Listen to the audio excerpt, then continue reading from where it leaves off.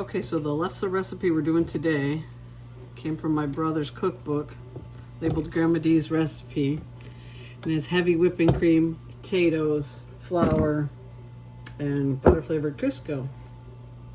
So we're just gonna start out by putting in our ingredients. So there's 3 to 4 cups of potatoes, so that's always fun when it's...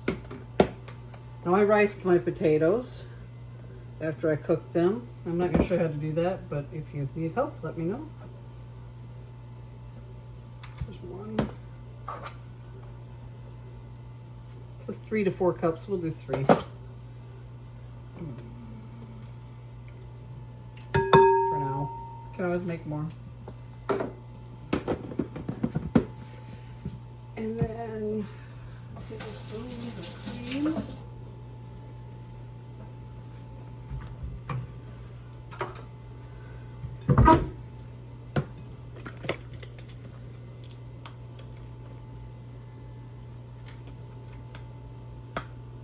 Hopefully you can see this all okay.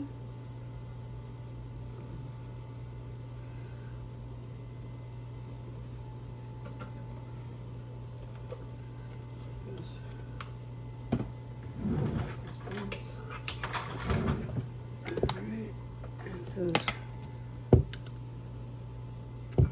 4 tablespoons of this. The other recipe that I follow that I got from Eric's grandma just has 3 large spoons, so this at least gives you how much of each thing.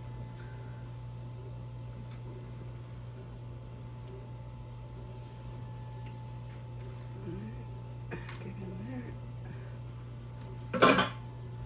And then a cup of flour. And then I'm going to pause and wash my hands. Pause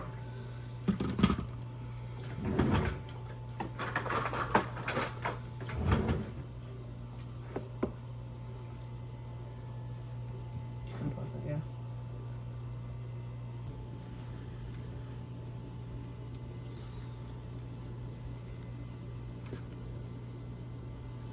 Okay, so now comes the fun part. I've put on gloves because you have to mix this with your hands. And I really don't like getting stuff like this under my fingernails. Now, I've never made this recipe before, so we're gonna mix this up and see what it looks like and see if it needs more of something, because the recipe I follow uses a lot more flour than this one. But everywhere you look, people have different recipes. And you can see this mat I have underneath me now. A lot of people use a floured mat. Oh, you want to pause it? Yeah. All right, I guess we'll come back. So we're gonna put down flour. Now, like I said earlier, some people use the boards with the pastry cloth on them. And I just thought we'd try this out because it's a lot easier to clean. It takes a lot less space to store. I can store it right with my Lefse griddle. So we'll see if it even works. So got the, okay, well, we tried that other thing and it didn't work. It kept sticking. So we're gonna get out the old trusty pastry cloth that I know works because I've used it many a year.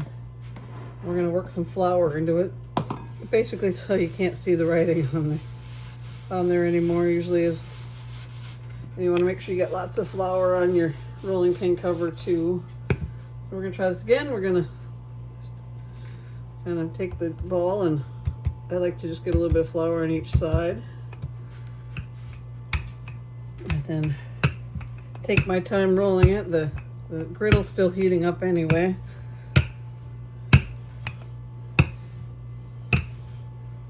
Apparently today I'm doing squares.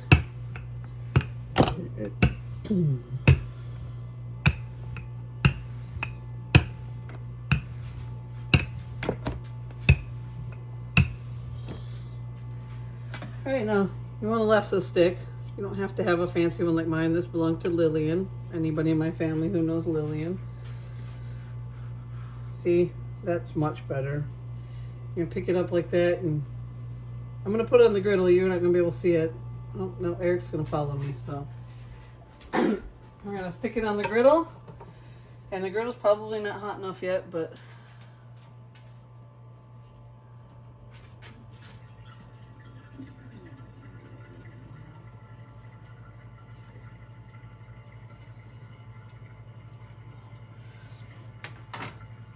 So we're gonna cook it until it starts bubbling, which might be it feels pretty hot.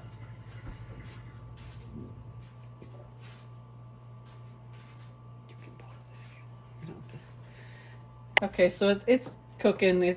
This is the first one. The first one never looks that great. It always takes longer to cook. Once this griddle gets nice and hot and you're rolling along, they'll cook really fast. But you can see it starting to bubble up there, and it will bubble up when it gets, as it cooks that one side. And you can always check it and see how it's looking. And like I said, the first one never looks that great. See, it's still kind of poofs up a little bit, but I think part of it was the griddle wasn't hot enough, and it's something that if you're trying to cook on a stovetop and it's not cooking right, see how it's bubbling here. If it's not doing that, your griddle's not hot enough. It wants to do that poofy thing.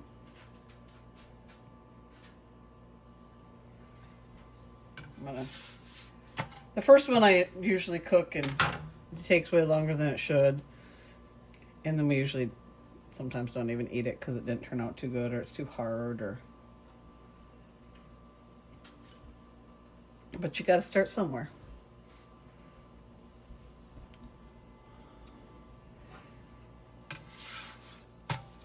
That's definitely was not hot enough. So it's at 500, so it's starting to brown a little bit. Cameraman Eric, he's hoping it cooks up nice and tasty for his belly. I guess I could have rolled out another one while we're waiting for this. Usually that's what I do. I'll put it down, go over, roll another one, come and flip. And since I apparently have a cameraman now, we can do that. So this one is probably not going to cook much more than that. I always keep a couple towels here to keep them moist while because they'll kind of steam under there and stay nice and warm. So let's roll out another one.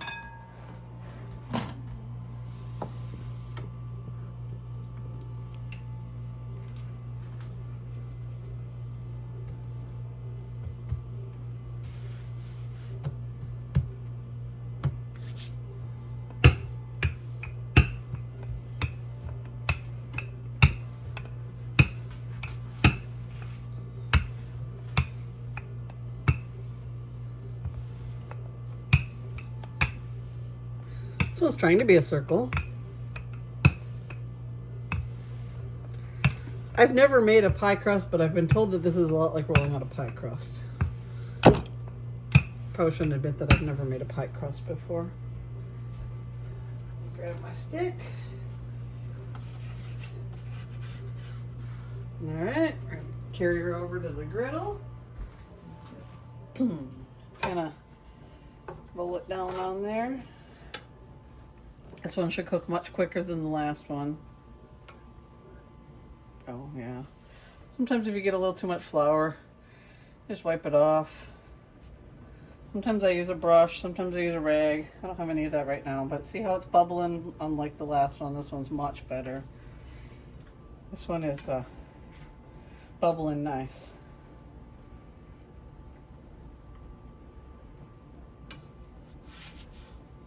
You know it's time to flip it when it starts to brown a little more. But those bubbles definitely give it away. That is. And you can always flip it back to this side again too. So I'll flip over. See, that's what a nice piece of Lefse looks like. Nice, and you want to get these brown spots. You want it bubbling like that.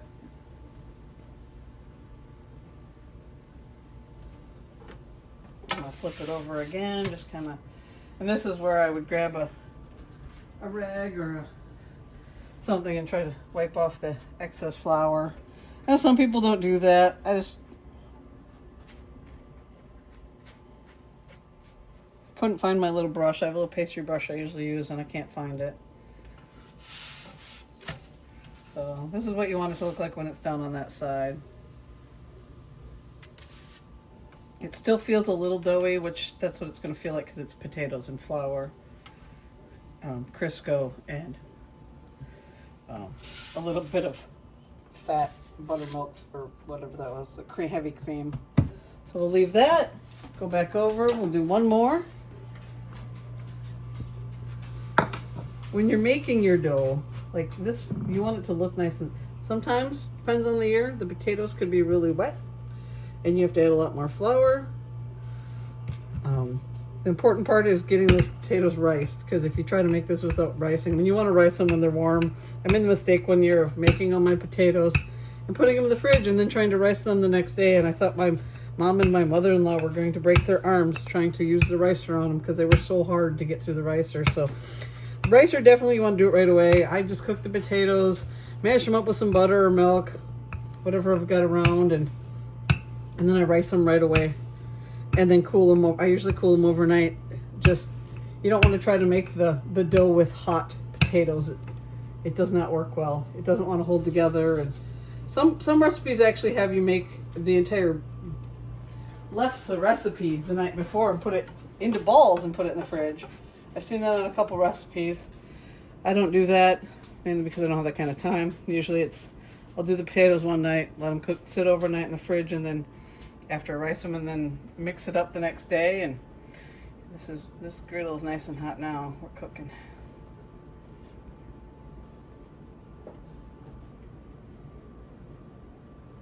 And it's not hard. When I learned how to do this, Steph, my daughter, she was probably 7 years old. She could roll and flip better than I could. So you can definitely, take some practice, but you'll get it. Don't give up. It's really not hard, and I can't believe people pay what they pay to buy Lefse from like the grocery store or whatever for a couple pieces when it's really this easy to make. It's time consuming. It takes time, and there are, like I said, there's more recipes. The one recipe we use, the Amundsen recipe, is just potatoes, Crisco, and flour. This was labeled in my brother's cookbook as Grandma D's, and it's got potatoes, Crisco, heavy whipping cream. My sister has another recipe that's also labeled Grandma D's, and hers has sugar in it. I didn't put sugar in this mainly because I put sugar on it when it's done. I'll put the butter and sugar on it.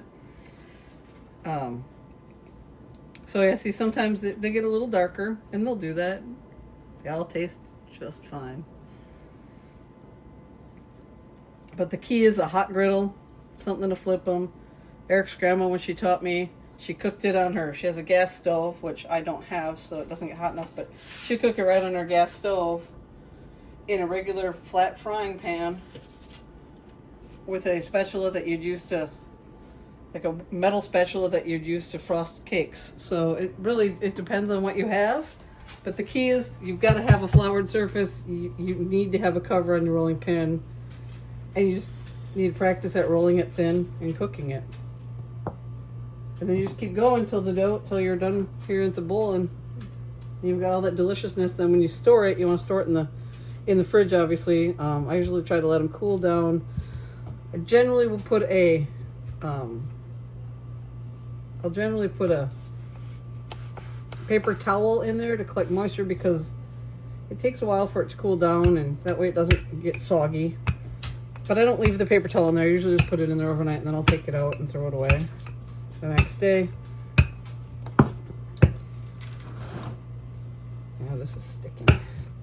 This is some sticky dough today. I don't know if it's just because it's so cold, because I did take it out of the fridge. Sometimes I'll take my potatoes out of the fridge and let them warm up a bit. I didn't have time for this because I haven't been home. So potatoes were cold, so they're a little harder to roll out, and they're a little stickier. We're going to do one more here. And then I'm sure you guys are all sick of listening to me talk about Lefse. But I'm happy to have you let me know what your questions are. Family who I made this for, if you want, I'm happy to do FaceTime or Zoom with you and watch you do it and help you out while you're doing it. I know we all live across the country from each other, so it's hard to get together in person and do it. But it certainly is something that I'm happy to do over the phone, or send me pictures, you send me questions, text, call, That's for friends and family. Random strangers who find this on the internet, good luck. I'm kidding. I won't give you my phone number, but you can send me a message if you can figure out how to do it, and I will try to help you. But that's really all it is. It's not hard. I don't cook, so if I can make this and it turns out people will eat it, probably anybody can. Good luck. So I'm finishing up my very last piece of Lefse here. And I wanted to just go quick. So I scrape all of the excess flour off this pastry cloth, and then it comes off and you can wash it in the washing machine. I just wanted to mention that. The rolling pin covers are usually kind of crappy, so I usually just throw them away, honestly, and I just get new ones for next year, for the next time I'm going to make it. So that's a wrap.